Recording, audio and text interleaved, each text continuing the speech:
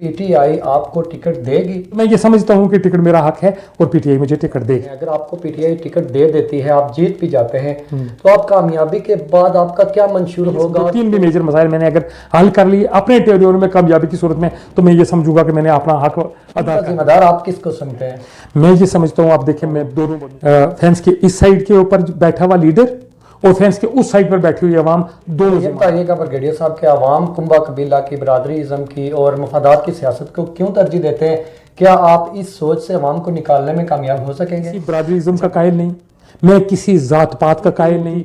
मैं ये कहता हूँ कि जो इस्लाम ने मुकर्रर किया था कि तकवा बुनियाद है अच्छाई की और बुराई की, मैं इस पर यकीन रखता हूँ। जहाँ आप अवाम को असल नुमाइंदा मुंतखब करने का तरीका, ज़ाती तौर पर मैं कोटली वालों से ये रिक्वेस्ट करूंगा, इस इलेक्शन में भी आप लोगों ने सोच समझ के से काम ना लिया। आपको बता दूं कि आप पहले ही 50 साल दूसरे डिस्ट्रिक्ट से पीछे हैं, तो आप फिर अभी आपके साथ एक और बहुत बड़ी गेम होगी। और आप तहरीक आज़ादी कश्मीर मजबूत बनाने के लिए और उस पार बसने वाले मजलूम कश्मीरियों के हवाले से कहना चाहेंगे? कनिंग मक्कार दुश्मन के साथ हमारा मुकाबला है कि कश्मीरियों को अपनी लड़ाई खुद लड़नी पड़ेगी। ये है तो आप मौजूदा हुकूमत जो गुजरी या नून लीग की हुकूमत, उसकी कारकर्दगी पर किस हद तक मुतमयन है? और जब बड़ा अच्छा सवाल है, मैं इतराफ़ करता हूँ कि जी आप बहुत अच्छे तरीके से सवाल पूछते हैं। अच्छा, कश्मीर। बिस्मिल्लाहिर्रहमानिर्रहीम। नाज़रीन, आज हमारे साथ मौजूद हैं ब्रिगेडियर लाल हुसैन, जो 17 इम्तियाज़ मिलिट्री में तकरीबन 35 साल के हैं, खिदमात अपनी पेश कर चुके हैं। ब्रिगेडियर लाल हुसैन साहब की इब्तदाई तालीम भी कोटली से ही है। कोटली से वो तालीम हासिल करने के बाद आप बतौर उम्मीदवार असम्बली आज़ाद कश्मीर हल्का कोटली LA-10-3 से इलेक्शन लड़ना चाहते हैं। आइए आज उनसे मिलते हैं और आपको भी मिलवाते हैं। आज उनसे जानने की कोशिश करेंगे कि वो सियासत में आने का शौक़ पैदा हुआ, ये जज्बा कैसे पैदा हुआ, वो क्या करना चाहते हैं, क्या बरादरी बेस पे इलेक्शन लड़ना चाहते हैं या उनका मंशूर क्या है, आवाम की खिदमत वो कैसे करना चाहेंगे। आपको तारीफ करवाते हैं ब्रिगेडियर साहब से। ब्रिगेडियर साहब, अस्सलाम वालेकुम, क्या हाल है? ठीक है, सलाम, थैंक यू वेरी मच, बहुत शुक्रिया, थैंक यू। कि आप जैसे काबिल लोग सियासत में आने की कोशिश कर रहे हैं, तो आप ये पहले बताइएगा आप कोटली में सियासत में आने के लिए किस तरह आपका एक रुझान बना, आपको कैसे शौक़ पैदा हुआ और आप क्या समझते हैं कि PTI आपको टिकट देगी? बिस्मिल्लाहिर्रहमानिर्रहीम। सबसे पहले तो माजिद मैं आपका मशकूर हूँ और आपके कैमरामैन जो है मसूद राजा साहब, इनका मैं मशकूर हूँ कि आप लोगों ने मुझे मौका दिया कि मैं आज लोगों से बातचीत कर सकूँ। बात दरअसल ये है, ये जो बात आप कहते हैं कि मैं उम्मीदवार कैसे बना, तो टिकट के हवाले से तो इस पर मेरी ओपिनियन ये है कि उम्मीदवार मैं इसलिए बना कि मैं आज से तकरीबन कोई 35 साल पहले कोटली से निकला था। फिर बहुत कम कोई मैं कोटली आता जाता रहा, चूँकि मिलिट्री की सर्विस 24 घंटे की सर्विस होती है, 24/7 हम मुलाजमत करते हैं, तो कम मौका मिलता रहा। लेकिन जब मैं वापस आया हूँ यहाँ पर, तो मैंने देखा है कि कोटली जो मैं छोड़ के गया था तकरीबन 1982 में, वो आज भी कोटली तकरीबन वही है और जो सहूलियात उस वक़्त हासिल थी लोगों को, वो आज भी तकरीबन वही हैं। तो मैं ये समझता हूँ कि कोटली के लोगों के साथ बड़ी ज़्यादती हुई है। ये पिछले 40 साल जो गुजरे हैं, इनमें कोटली के साथ कुछ नहीं हुआ। तो मैंने बहुत सोचा समझा, तकरीबन ये समझ लें कि रिटायर होने से 2-3 साल पहले से मैं सोच रहा था कि जी मैं कोटली के हालात को कैसे, मतलब इनका मैं लोगों को पे बैक कैसे कर सकता हूँ, अपने जो मेरा पे बैक बनता है वो मैं कैसे पे करूँ। तो फिर मैंने सोच समझ के और लोगों से मशवरा करने के बाद मैंने डिसाइड किया कि मुझे पॉलिटिक्स में आना चाहिए ताकि मैं अपने लोगों को कुछ पे बैक कर सकूँ। ये मेरे पूरे हल्के के अवाम के लिए यही जज्बात हैं। और मैं चूँकि मिलिट्री ये जो न्यूज़पेपर्स में कॉलम्स भी लिखता हूँ, तो मेरे कॉलम्स भी आप लोगों ने पढ़े होंगे, उसमें भी देखा होगा मैंने कोटली के ऊपर और कश्मीर के ऊपर काफ़ी कुछ लिखा हुआ है। उससे भी आपको अंदाज़ा हो जाएगा कि मैं पॉलिटिक्स में क्यों आ रहा हूँ। तो कोटली के हालात जिन्होंने मुझे मजबूर किया सियासत में आने के लिए, वो तो कोटली का शायद बच्चा जानता है। और ये है कि मैं ये समझता हूँ कि कोटली के साथ बहुत ज़्यादती हुई है, उसका अजाला करने के लिए मैं यहाँ आया। अब बात जो दूसरी बात आपने कही टिकट के रेफरेंस से, तो ये देखें, बात ये है कि मैं पिछले 4 साल से काम कर रहा हूँ। कोरोना गुजरा, हालात ख़राब गुजरे, यहाँ से यहाँ पर मैं आवाम के साथ रहा हूँ और मैंने बड़ा सियासी तौर पर काम किया हुआ है, लोगों के अंदर रहा हूँ। मैं तकरीबन 80% लोगों के घरों में गया हूँ इस हल्के में। तो मैं ये समझता हूँ कि टिकट मेरा हक है और PTI मुझे टिकट देगी इंशाअल्लाह। साहब, ब्रिगेडियर साहब, आप ये भी बताइएगा कि एक तरफ जब आर्मी में बंदा जॉब कर रहा होता है तो वहाँ पे डिसिप्लिन होता है, वहाँ पे रूल्स होते हैं, तो जब दूसरी तरफ सियासत, मेरे ख्याल में तो उससे मुतरादिफ है, सियासत में आके आपको पता है बरादरीज़म, कुंबा कबीला, तो आप आर्मी से एकदम रिटायर होके सियासत में आ गए, तो आपको क्या फील होता है, क्या लगता है कि आप अपने मकासद अचीव कर सकेंगे, इलेक्शन में कामयाब हो सकेंगे, जबकि दूसरी तरफ अहलियान कोटली के मसाइल से भी आप आगाह हैं? तो आप क्या समझते हैं कि आप बआसानी इस फील्ड में भी आगे बढ़ सकेंगे? इंशाल्लाह आपके सवाल के दो पोर्शंस हैं और दोनों का मैं अलग अलग जवाब दूंगा। एक तो ये है कि मेरी एडजस्टमेंट मिलिट्री से सिविल के अंदर, तो मैं ये समझता हूँ कि एज अ होल सारे सिटीजन्स को मैंने देखा है कि पाकिस्तानी आज़ाद कश्मीर के लोग जब ये जाते हैं यूरोप में तो इनसे अच्छा शहरी कोई नहीं होता। तो मिलिट्री में भी हम बस अच्छे शहरी होते हैं और डिसिप्लिन की पाबंदी करते हैं और वो काम करते हैं जो कि रूल और रेगुलेशंस हमें इजाज़त देते हैं। तो सिविल लाइफ में जो आपने रेफ़र किया ये बज़ाहिर ऐसे है कि जी रूल्स एंड रेगुलेशंस की और एटिकेट्स की पाबंदी नहीं की जाती। तो मैं ये समझता हूँ कि मैं इन लोगों के साथ ही मैंने चलना है और जनरली जो लोग मेरी टीम में ही शामिल हैं वो तो मेरी तरह के ही हैं और वो भी इसी तरह का, जिस तरह का मैं काम करता हूँ उसी तरीके से चलते हैं। और मैं ये कोशिश ये करूँगा कि अगर सिविल में कोई इस तरह की चीज़ें पाई जाती हैं, जो कि मैंने देखा है कि बहुत छोटा मोटा तो हर जगह चलता है प्रॉब्लम, लेकिन जनरली हमारे लोग जो है ना शरीफ हैं, स्पेशली मेरे हल्के के लोग, लॉ एंड ऑर्डर की सिचुएशन कभी क्रिएट नहीं होती। आप देखें दहशतगर्दी पूरे पाकिस्तान में रही, यहाँ पर कुछ नहीं हुआ। इसी तरीके से जो लड़ाई झगड़ों के केसेस होते हैं, डाके होते हैं, चोरियाँ होती हैं, तो हमारे पास केसेस बहुत कम है। तो मैं ये समझता हूँ कि जी हालात इंशाल्लाह बेहतर हो जाएंगे। तो मेरी एडजस्टमेंट भी मतलब इसी तरीके से हो जाएगी। ये नहीं है कि मैं भी मतलब कोई शायद इलीगल काम करना शुरू कर दूंगा या इनडिसिप्लिन हो जाऊंगा, ऐसे नहीं है। लेकिन इंशाल्लाह कोई मेजर प्रॉब्लम नहीं है। इंशाल्लाह जो है ना ये ठीक चलेगा सिलसिला। ब्रिगेडियर लाल हुसैन साहब, आप ये बताइए कि आप पीटीआई के टिकट पे इलेक्शन लड़ना चाहते हैं, अगर आपको पीटीआई टिकट दे देती है, आप जीत भी जाते हैं, तो आप कामयाबी के बाद आपका क्या मंशूर होगा और कोटली, अहलियान कोटली की महरूमियों के लिए आपके पास क्या लाएअमल होगा कि आप महरूमियाँ दूर कर सकें, मसाइल का हल कर सकें?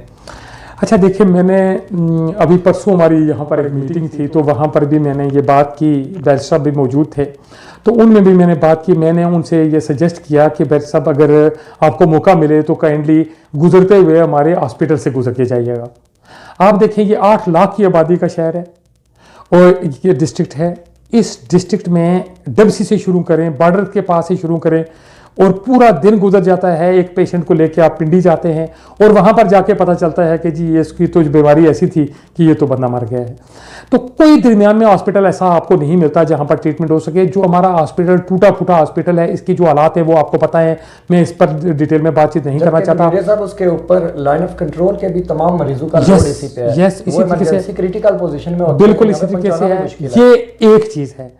कोटली शहर के पास से दरिया गुजरता है और हार्डली 1 से 2 शहर ऐसे हैं आज़ाद कश्मीर में जिनके पास से दरिया गुजरता है और आप हैरान होंगे कि कोटली शहर प्यासा है। जिन शहरों में के पास से दरिया नहीं गुजरता, आप देखें बहुत छोटा सा प्रोजेक्ट आपने लगाना था और पूरे शहर को पानी मिल जाता, इंफ्रास्ट्रक्चर पहले से मौजूद है। आप हैरान होंगे कि जो बीमारी शुरू होती है वो कोटली से शुरू होती है, जो मसाइल शुरू होते हैं कोटली से शुरू होते हैं। मुझे एक बात बता दें, ये 8 लाख की आबादी का ज़िला है। मीरपुर में 3 मेजर हॉस्पिटल्स मौजूद हैं, 2 मेडिकल कॉलेजेस के हॉस्पिटल्स हैं, एक CMH मौजूद है।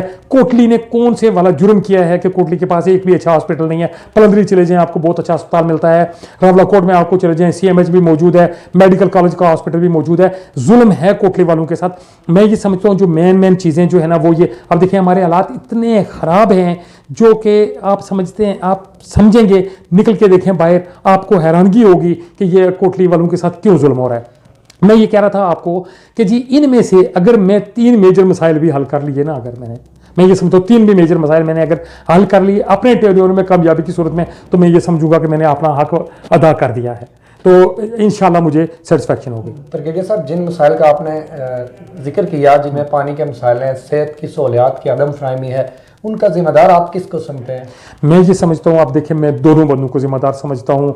फेंस के इस साइड के ऊपर बैठा हुआ लीडर और फेंस के उस साइड पर बैठी हुई अवाम दोनों जिम्मेदार हैं। दोनों जिम्मेदार इस लिहाज से हैं कि जी जो अवाम है वो अच्छा एक्टिव बंदा, मैं किरदार की बात नहीं कर रहा, एक्टिव आदमी जिसको मसाइल हल करने चाहिए थे वो उसको उन्होंने अच्छे तरीके अच्छा इलेक्ट नहीं किया। और लीडर की जिम्मेदारी ये है कि वो अपनी जिम्मेदारियां उस लिहाज से निभा नहीं सका जो उसकी जिम्मेदारियां बनती थी अवाम की तरफ। दोनों जिम्मेदार हैं मैं कहता हूँ बराबर के इसके अंदर।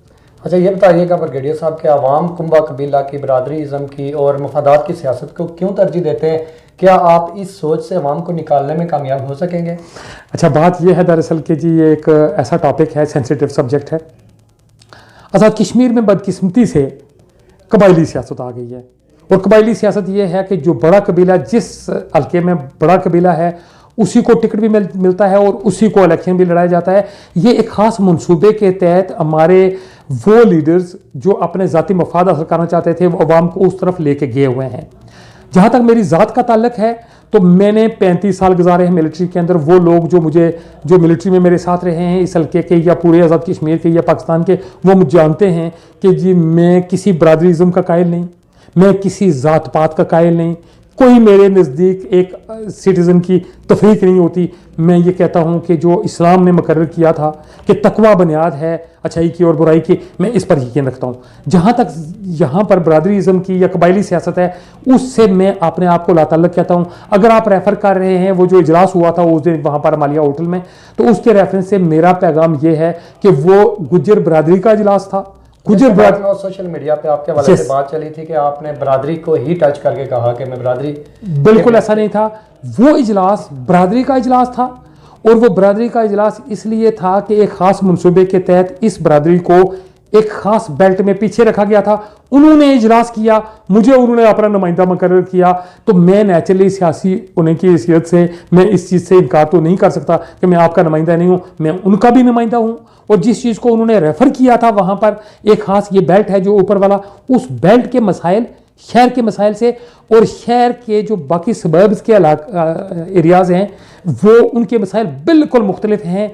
जो मसाइल उन लोगों के हैं जिन्होंने मुझे अपना स्पेसिफिक नुमाइंदा बनाया था, उनके मसाइल यहाँ के मसाइल से टकराव इनका कोई मौजूद ही नहीं है। सो मैं ना तो तफरीक करता हूँ इनके अंदर, लेकिन इनके मसाइल भी अलग अलग हैं, अलग अलग तरीके से इंशाल्लाह उनको मसाइल को हल करूँगा। मेरे नज़दीक कोटली पूरे का पूरा ये जो सारी बरादरियाँ हैं वो मेरे नज़दीक एक गुलदस्ता हैं और मेरा अपना ख़ानदान वही है, मेरा कबीला वही है। मैं इसी पर यकीन रखता हूँ कि ये सारे के सारे लोग मेरे अपने हैं। और मैं ये नहीं है कि मैं अल्फाज कह रहा हूँ, मैंने ये पिछले 35 साल में मिलिट्री में साबित किया है और कोई बंदा ये मेरे ऊपर उंगली नहीं उठा सकता कि ये बंदा ज़ात पात कबीले या किसी चीज़ के ऊपर तफरीक करता है। आप अवाम को असल नुमाइंदा मुंतखब करने का तरीका बताएंगे क्या, कि किस तरीके से असल नुमाइंदा चुन के असम्बली में भेजें जो कानून साजी कर सके, अपनी जिम्मेदारियाँ पूरी कर सके और कौम के लिए बेहतरीन किरदार अदा कर सके? मैं ये ज़ाती तौर पर मैं कोटली वालों से ये रिक्वेस्ट करूँगा,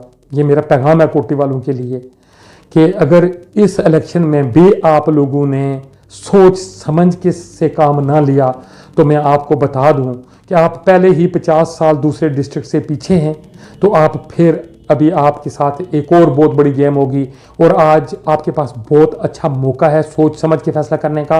अवाम बाशऊर है, सोच को इस्तेमाल करेगी अगर, तो उनको पता है कि हमें किस तरह का उम्मीदवार चाहिए और किस तरह का हमें काम किस तरीके से हमें इलेक्ट करना चाहिए। उनको क्या किरदार के साथ जाना है, एक्टिविटी के साथ जाना है, वो बंदा जो उनके साथ के लिए बोलने वाला हो, उनके लिए काम करने वाला हो, वो उसके साथ जाना चाहिए। ये पूरी आवाम जानती है और मैं ये समझता हूँ सिर्फ बात है अप्लाई करने की, सोच की। अगर आप सोच के साथ जाएंगे, अपने अकल को प्रॉपर तरीके से उस वक्त इस्तेमाल करेंगे, तो मैं ये आप लोगों से ये कहता हूँ कि आप अगले 5 सालों में उन लोगों से 50 साल से एक ही दफ़ा जंप लगा के आगे जा सकते हैं। और इंशाल्लाह आपको मैं ये करके भी दिखाऊंगा, अगर बशर्ते कि आप लोगों ने मेरा साथ दिया। आपका बहुत शुक्रिया जी। ब्रिगेडियर लाल साहब, अगर आपकी पार्टी आपको टिकट नहीं देती तो उस वक्त आप क्या करेंगे? आज़ाद उम्मीदवार इलेक्शन लड़ेंगे या खामोश हो जाएंगे? मैं इसके ऊपर मेरा जवाब हमेशा से तमाम मीडिया से यही होता है कि मैंने हल्के में काम किया है और मैं ये समझता हूँ कि मेरे बराबर किसी ने काम नहीं किया। हर लोगों से मिला हूँ, उन लोगों को मैंने अपना आप दिखाया है, अपना आप मैंने पेश किया है लोगों के सामने। मैं ये कहता हूँ मीडिया को वालों से भी कहूँगा कि वो लोगों के जो उम्मीदवार हैं उनका एनालिसिस करें, रिकमेंडेशन दे मीडिया।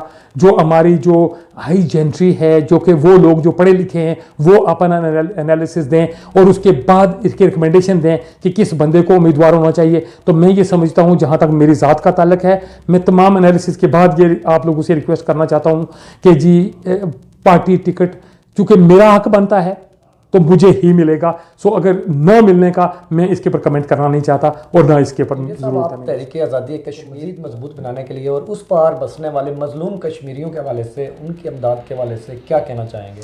अच्छा, कश्मीर के ऊपर मेरे जो कॉलम्स हैं ना अखबारों में आए हैं, उनमें से 75% कॉलम कश्मीर के ऊपर हैं। गुजारिश ये है कि मैं यही कहूँगा कि हम कश्मीरी एक बदकिस्मत कौम हैं। ये 4-5 कौमें ऐसी हैं जिनको मैं कहता हूँ कि they are the sons of the lesser gods. और वो कौन हैं? चचनिया है, फ़िलिस्तीन है, कश्मीर है। इसी तरीके से आप ये समझें कि जी जो म्यांमार के अंदर जो हमारे लोग हैं, ये वो लोग हैं जिनके साथ बड़ी ज़्यादतियाँ हुई हैं और तारीख़ है एक इनकी, और इनके लड़ने की भी। अब जो मौजूदा तारीख़ है, इस तारीख़ में हम तकरीबन कोई 4 नस्लें तबाह कर चुके हैं। और लेकिन ये है कि एक कनिंग मकार दुश्मन के साथ हमारा मुकाबला है। तहरीक आज़ादी कश्मीर के हवाले से मैं ये समझता हूँ कि जी बहुत इंतहाई जो इम्पॉर्टेंट चीज़ है वो ये है कश्मीरियों के लिए कि मैंने जो फ़ाइनल नतीजा निकाला वो ये है कि कश्मीरियों को अपनी लड़ाई खुद लड़नी पड़ेगी। ये है सिल्वर लाइनिंग। कश्मीरियों को अपनी लड़ाई खुद लड़नी पड़ेगी, उसी तरीके से जिस तरीके से अफ़गानिस्तान वाले अपनी लड़ाई खुद लड़ के आज कामयाब हुए हैं। अगर हमने किसी की तरफ देखना है तो आपको रिज़ल्ट नहीं मिलेगा। मैं पाकिस्तान मिलिट्री से होके आया हूँ। मैंने 35 साल गुजारे हैं, अपनी पूरी ज़िंदगी वहाँ पर सर्व की है। मैं आपको बताऊँ, पाकिस्तान मेरा मुल्क है, मुझे सबसे अजीज़ है। लेकिन मैं ये गुजारिश करना चाहता हूँ कि जब आप कश्मीरी किसी के ऊपर डिपेंड करना शुरू करते हैं तो फिर ना वो आपकी मदद कर सकता है, ना आप अपनी मदद कर सकते हैं। ये है इसका एक हिस्सा।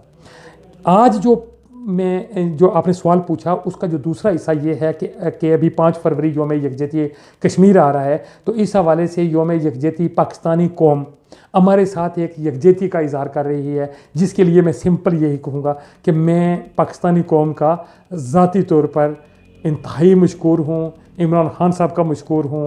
इमरान खान साहब ने सफ़ीर कश्मीर की हैसियत से एक काम किया है और शायद वो रोल प्ले किया है जो पाकिस्तान की तारीख़ में कायद-ए-आज़म के बाद कोई हुक्मरान जो है ना वो ऐसा किरदार अदा नहीं कर सका।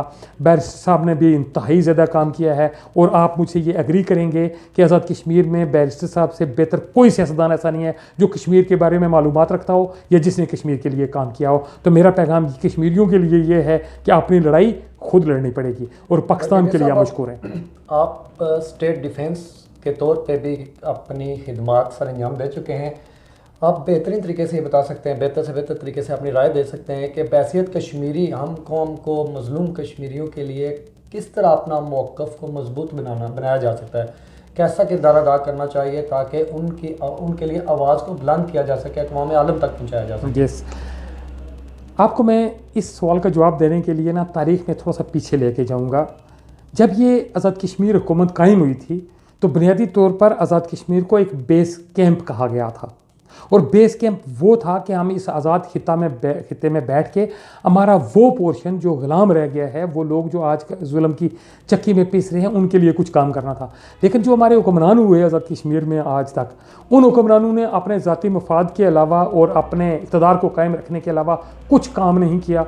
तो मैं ये समझता हूँ कि जी अगर तो आपने ये करना है कि जी इसी लाइन पर चलते रहना है तो फिर तो आप कुछ भी नहीं कर सकेंगे। लेकिन ये कह रहा हूँ कि अगर आज़ाद कश्मीर को हमने बेस कैंप के लिहाज से इस्तेमाल करना है तो हम सब कश्मीरियों को मिल के तो मकबूजा कश्मीर के अवाम के साथ इज़हारी यकजहती करना होगा और अपनी आवाज़ उठानी होगी और इसकी बुनियादी ज़िम्मेदारी जो है ना वो आज़ाद कश्मीर हुकूमत की बनती है। चूँकि वो नुमाइंदा होते हैं पूरी कश्मीर के, तो उनकी ज़िम्मेदारी बनती है कि वो अपनी आवाज़ पूरे तरीके से वो कंपेल करें गवर्नमेंट ऑफ पाकिस्तान को भी, और ख़ुद भी जो रोल प्ले कर सकते हैं वो अपना रोल प्ले करें। इंशाअल्लाह अल्लाह ताला हमारी मदद करेगा। ब्रिगेडियर साहब अब चलते हैं हमारे सियासत की तरफ कि आपने चूँकि कोटली से इलेक्शन लड़ना है, तो आप मौजूदा हुकूमत जो गुजरी या नून लीग की हुकूमत उसकी कारकर्दगी पर किस हद तक मुतमयन है, और जबकि दूसरी तरफ करप्शन भी अरूज पे है, दीगर मसाइल भी अरूज पर हैं, तो आप क्या समझते हैं ये हुकूमत अब जो जाने वाली है, इसका वक्त पूरा हो चुका है, किस हद तक ये कामयाब रही? बड़ा अच्छा सवाल है। मैं इतराफ़ करता हूँ कि जी आप बहुत अच्छे तरीके से सवाल पूछते हैं। आज़ाद कश्मीर की हुकूमत के बारे में मैं एक ही गुजारिश करूँगा, और वो ये है कि ये हुकूमत शुरू दिन से आज तक आवाम के ख़िलाफ़ एक दुश्मन की हैसियत से बैठी रही। आप मुझे ये बताएं ज़रा, मैं सिंपल आपसे, बहुत सारे क्वेश्चंस हैं मेरे। हम कश्मीरी, आज़ाद कश्मीर वाले लोग इंतहाई मजबूर होते हैं और डिपेंडेंट होते हैं पाकिस्तान के ऊपर, पंजाब के ऊपर डिपेंडेंट होते हैं, सेंट्रल गवर्नमेंट के ऊपर डिपेंडेंट होते हैं। जब कोरोना यहाँ आया तो आपने, आज़ाद कश्मीर हुकूमत ने आज़ाद कश्मीर की सरहदें बंद कर दी। नून है, हकीकत है कि कश्मीरी सारे के सारे रोज़गार के लिए दरिया झेलम को अबूर करके पार जाते हैं। तो जब आप अपनी सरहदें बंद कर देंगे तो मुझे ये बताएं कि पाकिस्तान वाले लोग जो हैं, जहाँ पर वो मजदूरी कर रहे होते हैं, जब उनको वो अपनी जगह से निकाल देते हैं, तो मुझे ये जवाब कोई दे दे कि वो क्या तवक्को रखते हैं कि वो दरिया झेलम में आके छलांग लगा देंगे या अपने घर में आएंगे? इस बॉर्डर को क्लोज करने की रीज़न क्या थी? ये अवाम के ख़िलाफ़ खड़ी रही हुकूमत। फ़ारूक हैदर की हुकूमत अवाम के ख़िलाफ़ खड़ी रही, मुझे ज़रा भी शक नहीं है।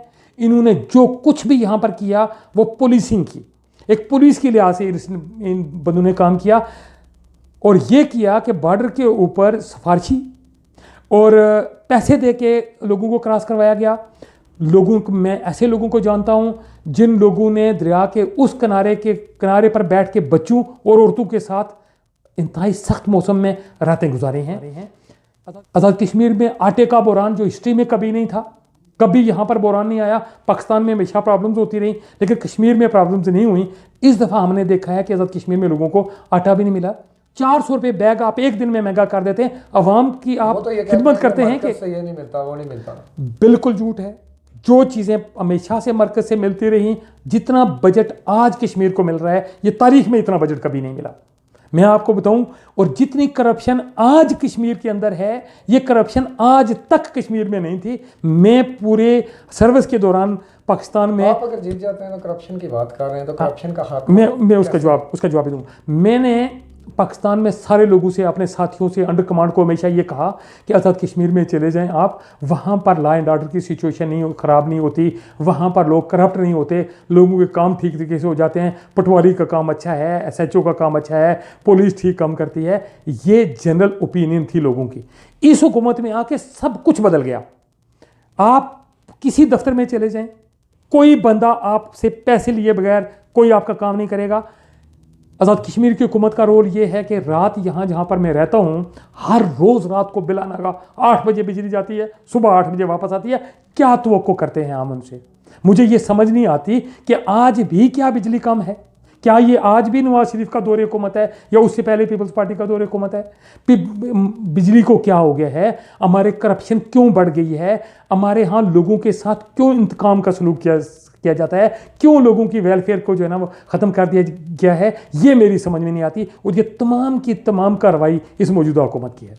एक तरफ ब्रिगेडियर साहब लोग सियासतदानों के जो कब्ज़ा माफिया हैं, एक तरफ ब्रिगेडियर साहब जो कब्ज़ा माफिया हैं, जागीरदाराना निज़ाम है, और जो जनरेशन टू जनरेशन सियासत का सिस्टम है, सियासतदान का बेटा सियासतदान, उससे अगला बेटा, उस सिस्टम से एक तरफ तंग है, दूसरी तरफ क्या वजह के नए लोगों को भी खुलकर सपोर्ट और वोट नहीं करते? आप क्या समझते हैं? बदकिस्मती की बात है, मैं ये समझता हूँ आवाम को जब तक के आवाम उठेगी नहीं, साइलेंट मेजॉरिटी जब तक हरकत में नहीं आएगी, लोग जब तक वोट देने के लिए बाहर नहीं निकलेंगे, हमारा ये ख़ानदानी निज़ाम और ये हमारा माफिया का निज़ाम चलता रहेगा। ये मैं आप लोगों से रिक्वेस्ट करता हूँ कि प्लीज़ बाहर निकलें, अपना वोट दें, और ये जो मौजूदा ये तबकाती निज़ाम है, ख़ानदानी निज़ाम है, इसके ख़िलाफ़ खड़े हो जाएं, वोट दें।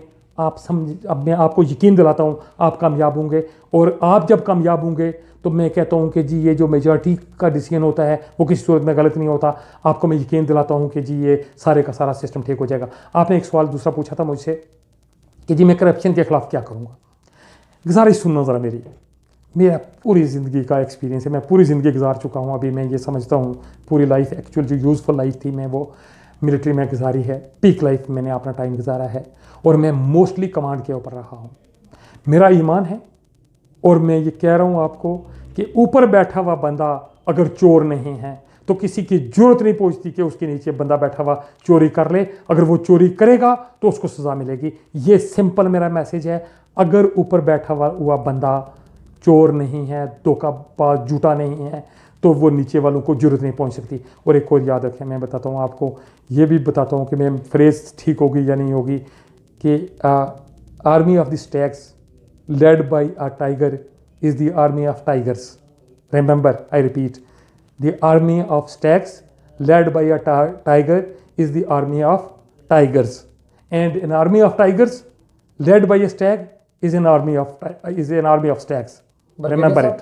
ब्रिगेडियर साहब, आप आखिर पे आवाम को क्या मैसेज देना चाहेंगे कि आवाम किस तरीक़ा से मेंबर ऑफ लेजिस्लेटिव असेंबली जो दुरुस्त तरीके से कानून साजी कर सके, आवाम की बेहतरी और फलाह के लिए काम कर सके, कैसे उसको पहचान के मुंतखब करें? आवाम को मालूमात दीजिए। हाँ, मैं ये गुजारिश करूँगा, पार्शली इसका जवाब पहले मैंने दिया है। सिर्फ इतनी बात कर रहा हूँ कि आज़ाद कश्मीर में एजुकेशन का लेवल बहुत अच्छा है। जो आपके पास शऊर है, इलेक्शन वाले दिन उस शऊर को इस्तेमाल कर लें बस।